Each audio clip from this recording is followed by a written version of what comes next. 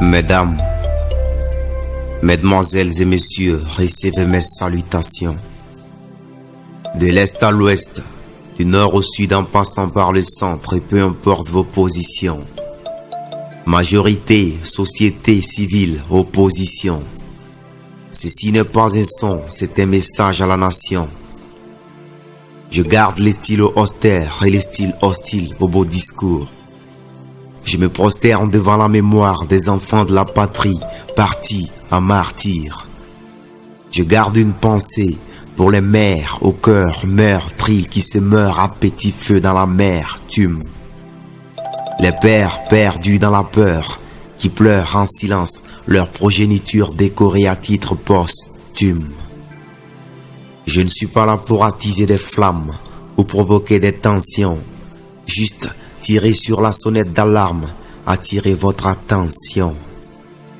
Le mal erre dans nos villes et le malheur s'empare souvent de nos vies. Des loups se font bouc pour entrer dans la bergerie, ensuite foutent tout dans la boue et laissent une boucherie. Messieurs et mesdames, les élections arrivent à grands pas. Ma grande inquiétude n'est pas qui gagnera ou pas. Car si le destin existe toujours à notre époque, la réponse est déjà bien gravée quelque part sur du roc. Excellence futur vainqueur d'entre les candidats. Permettez que je vous adresse quelques mots en attendant les résultats. La vie devient de plus en plus rude et chaque jour de nouveaux problèmes naissent. Il ne faudrait pas commettre l'erreur de se voiler la face aux soucis de la jeunesse. Je crains pour l'avenir, car le massacre entre populations hante encore mes souvenirs. Les beaux discours ne servent pas à résoudre les problèmes, mais à les déplacer. J'espère qu'après la campagne, on n'oubliera pas les centaines de milliers de déplacés. Les élections sont attendues comme le fils de la Vierge. Chacun fait ses vœux, mais au fond les souhaits divergent. Certes, on a besoin de routes, d'écoles, d'hôpitaux, d'électricité et de fontaines. Mais n'oublions pas que sans le travail, la famine finira par briser des familles par centaines. Jetez un regard sur les regards de ceux que la vie a dessus, ceux qui ont moins de 1000 francs par jour pour assurer leur vécu. Ce sont les mêmes qui, pendant la campagne, sortiront pour remplir les tribunes. Les mêmes qui sortiront voter pour remplir les urnes. Les mêmes qui croient en vous, malgré tout, et qui pour vous sont prêts à tout. Les mêmes qui seront toujours debout pour que vous ne soyez pas à genoux. Veuillez donc les aider à surmonter les coups et à joindre les deux bouts. Chers compatriotes, à vous je m'adresse. Voter est pour nous un devoir à accomplir. Mais il ne faudrait jamais oublier que ce pays, c'est ensemble qu'on pourra le construire. Salut à tous les patriotes en quête de salut. À tous ceux qui ont une vision pour le Burkina. On a besoin des congrès et des mouvements de peuple pour la démocratie et le progrès. Il faut des alliances, des fédérations, des rassemblements démocratiques pour une bonne organisation de peuples africains. L'union est essentielle pour le changement et la renaissance.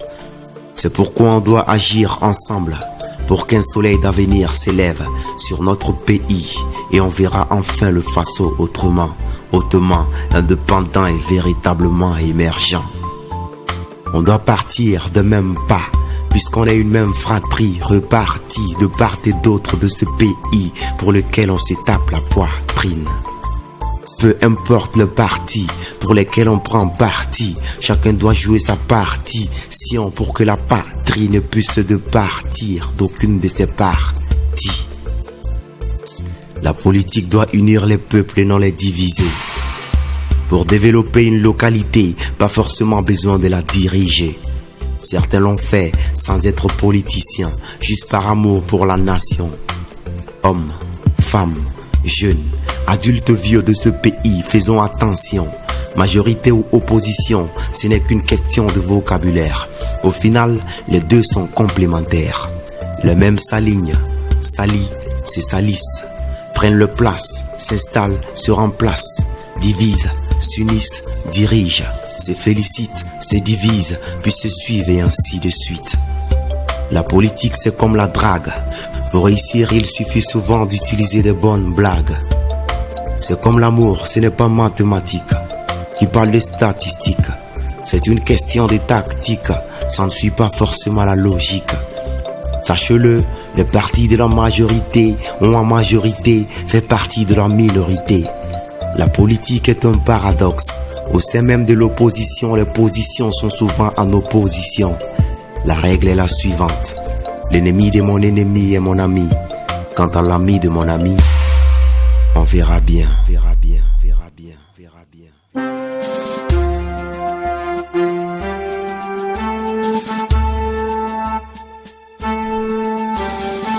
Chers candidats, le peuple vous observe. L'avenir de la nation est entre vos mains. Si hier on a pleuré, qu'aujourd'hui on vous fait appel, c'est pour pouvoir sourire demain.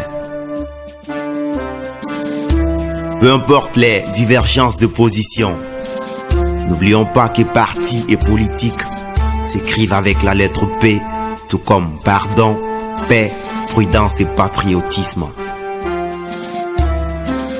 Portons donc le pardon et partageons la paix pour protéger le patrimoine de la patrie mère. Chers compatriotes, allons voter. Allons voter, mais faisons attention pour ne pas dire plus tard, si seulement nous savions. Le mec, brave, brave, brave.